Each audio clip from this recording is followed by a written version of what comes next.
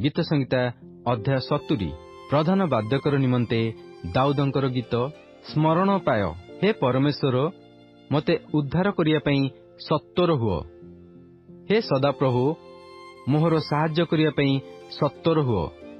ମୋହର ପ୍ରାଣ ଅନ୍ୱେଷଣକାରୀମାନେ ଲଜ୍ଜିତ ଓ ହତାଶ ହେଉନ୍ତୁ। ମୋ କ୍ଷତିରେ ସନ୍ତୁଷ୍ଟ ଲୋକମାନେ ପଛକୁ ଫେରିଯାଇ ଅପମାନିତ ହେଉନ୍ତୁ।